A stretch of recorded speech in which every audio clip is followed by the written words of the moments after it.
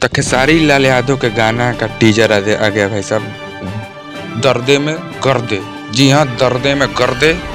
इस गाने को लिखे अजय बच्चन, आर्या शर्मा म्यूजिक दिए हैं और करिश्मा कक्कर गाई है इस गाने में और खेसारी लाल यादव आपका गाए हैं भाई साहब। ग्लोबल म्यूजिक जंक्शन से आ गया इसका टीजर। हम आपको बोले थे ना कि पावर स्टार पवन सिंह का बर्थडे का दिन गाना या एक दिन बाद आए या एक दिन पहले आए, लेकिन पावर स्टार पवन सिंह के बर्थडे के आसपास गाना आने वाला था आपके ग्लोबल म्यूजिक जंक्शन से, वो भी नीलम गिरी के साथ।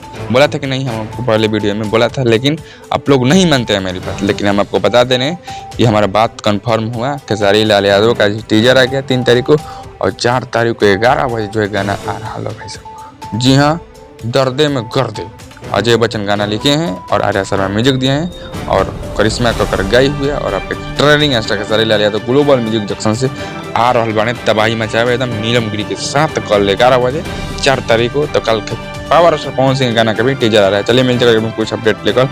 दर्दे में गर्दे करार देते हैं कल खेसारी लाल यादव। बहुत बड़ा गाना होने वाला है भाई साहब।